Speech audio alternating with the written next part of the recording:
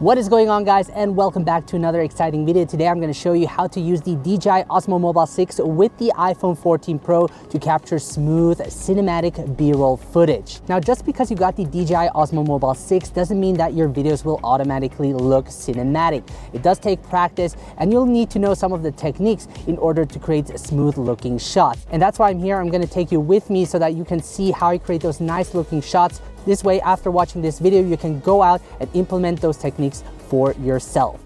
Now, if you haven't checked out the video I made about the DJI Osmo Mobile 6, make sure to check that out. I will link it up here somewhere. Now, one of the questions I get asked most is, do you even need a gimbal? From my experience shooting handheld and with a gimbal, having a gimbal can be really helpful as it's easier to create those smooth looking shots. Now, even though the iPhone 14 Pro comes with a new feature called action mode that enhances destabilization, there are still cons to using it. One would be is that action mode requires a lot of light. Otherwise, the footage is unusable. And secondly, you can only record up to 2.8K. And if you're someone who likes to shoot in cinematic mode but has difficulties shooting handheld, then having a gimbal can be very helpful. I also find that using a gimbal allows me to get more creative shots, especially with the built-in extension pole and also the quicker setup time with the magnetic clamp. Now, for those who don't know me, my name is Bennett Grazer. I'm the creator of smartphonefilmmaking.com, the ultimate online course helping you create better mobile videos right away. As you can see, I'm playing around with the zoom. I just see other YouTubers do that. I kind of like it. I don't know if you like it. If it's annoying, leave it in the comments. Now, I want to thank DJI for sponsoring this video. It's brands like them that allow me to do what I love and help you guys learn more about filmmaking. So once again, thank you DJI for supporting this channel. Now, before we get started, I want to share with you 3 major tips that you should know about when using a gimbal. So the first thing that you should do is to balance your phone correctly, otherwise the gimbal won't operate properly. And it's actually quite easy using the magnetic clamp. Just place it at the center of the phone and make sure the camera icon over here is pointing towards the camera right here. And once you have that, just make sure these 2 points align together. Simply turn it on and you're ready to go.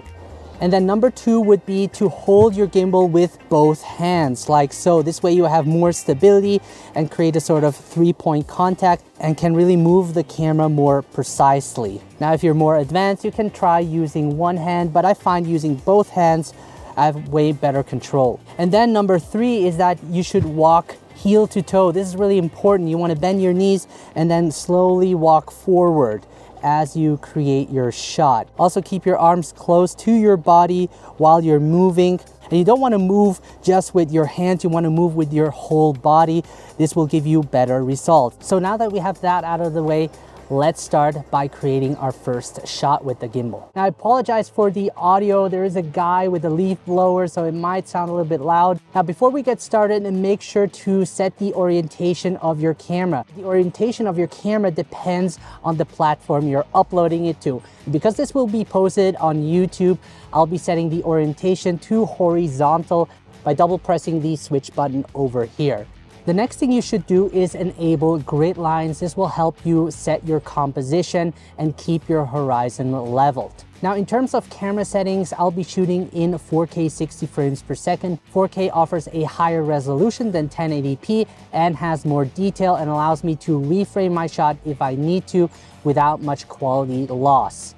I'll shoot it in 60 frames per second. This allows me to slow down the video in the edit, resulting in a much smoother video, and also the shakes are much less apparent. So now that you know that, let's create our first shot.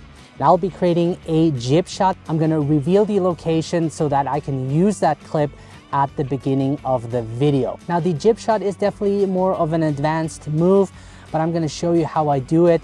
So this will be the ending position, and I'm gonna set and lock focus over here. And once I have my focus and exposure locked, I can hold the trigger button so that no changes occur, and then get low to the ground, and then press the record button, and then slowly move upwards.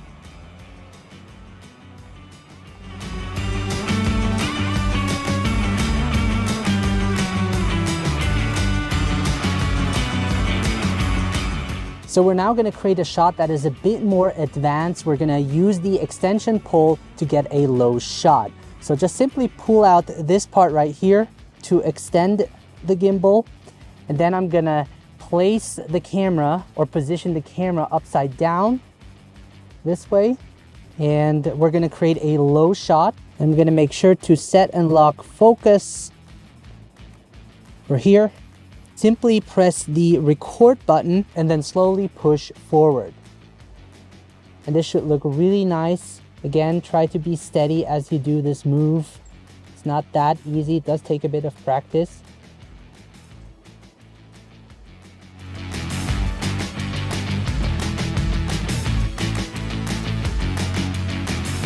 The next shot I'm gonna create is a push-in shot. And this time I'm gonna create a close-up shot. I'm gonna use the leaf as the foreground. I actually wanna get this close to the leaf. And to get more creative with the shot, instead of just pushing in like this, I'm actually gonna set and lock focus on the leaf. This way we can let the leaf come in focus as I push in. And as I create my push-in shot, I'm also gonna press hold the trigger button. This way it won't pan left or right. This way the subject will always stay centered in the frame. I'm gonna tap hold the trigger button and then slowly push in with my entire body. Nice.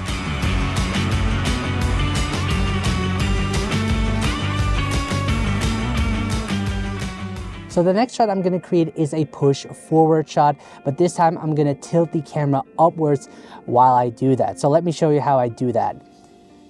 So we have some nice structures going on here. I like the rocks, how they're laid out on the ground. And to create this shot, I'm gonna use the ultra wide angle lens to have more in the frame. And then I'm gonna set and lock focus. So just keep in mind to walk slowly in a constant speed with your knees bent, and it might take a couple of tries. And the mode I'm using is the tilt pan follow mode. And then once I'm ready, I'm gonna press the record button. And then while I move forward, I'm gonna slowly tilt up the camera, like so.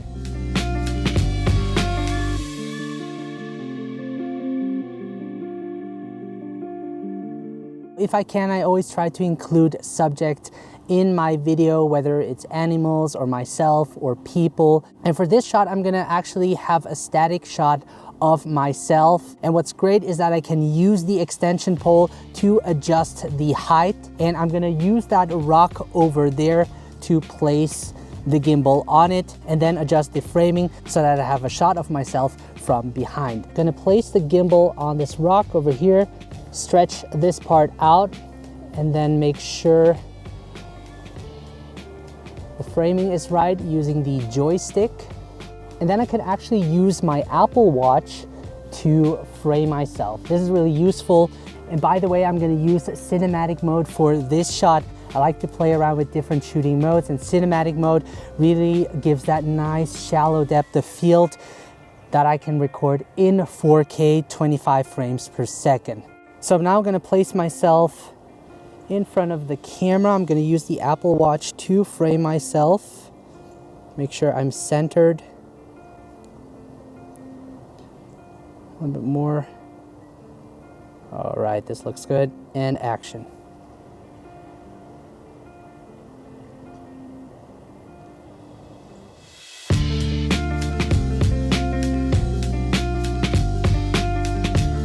So the next thing we're gonna create is a rotation shot.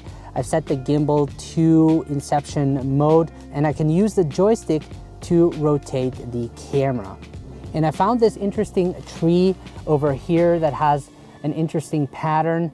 Now, when tilting up with the camera, you can see that we are limited. It doesn't go any further than that. You could shoot like this, but it is a little bit more difficult to do. So what I like to do is actually extend the pole a little bit and then angle it towards me, like so. And this way I can angle the gimbal upwards and it'll be much easier to operate. For this, I'll be using the ultra wide angle lens as the movement will be much more apparent. Then I'm gonna set and lock exposure close to the leaf so that we have a little bit of the background out of focus as I do this move. So I'm gonna start, I think over here. I'm gonna turn it all the way. And then once I'm ready, I'm gonna press the record button and then push and then slide down while rotating the camera. Now I realized that it might be easier pushing upwards. So I'm gonna try that out. 3, 2, 1, and go.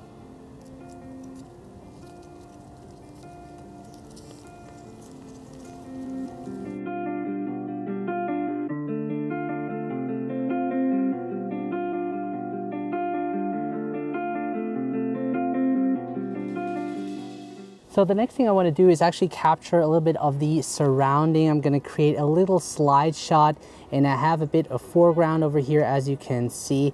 And then I'm going to set and lock focus. And then I'm going to slide from left to right. And you don't always have to move with your feet. You can also stay stationary and just move with your upper body. So let's do that. I've set it to pan, tilt, follow mode. Press the record button and action.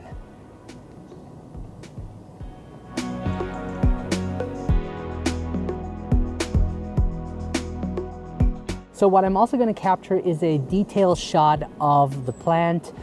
This way we also have a variety of shots, not only wide and medium shots. Now we actually have some sun peeking from behind, which will look also really nice. And I'm gonna actually try and set focus on the leaf. Now this might not always work.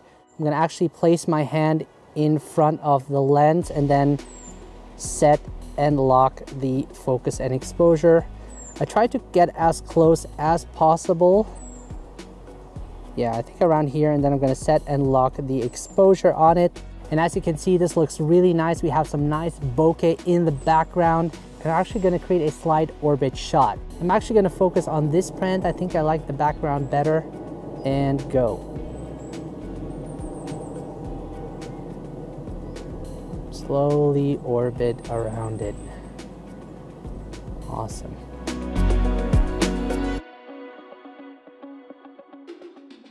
Let's now look at the final clip with sound effects, music, and color grade applied.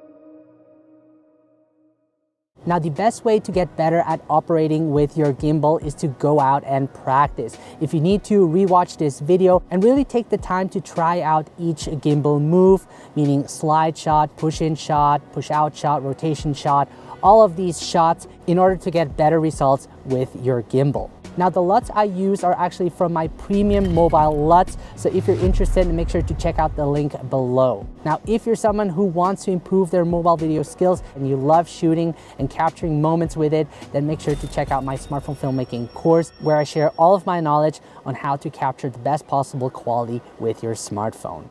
Now, make sure to also download my free smartphone filmmaking guide that will help you get started making quality videos on your smartphone. I appreciate all of you. Thank you so much for watching, and I will see you guys in the next video.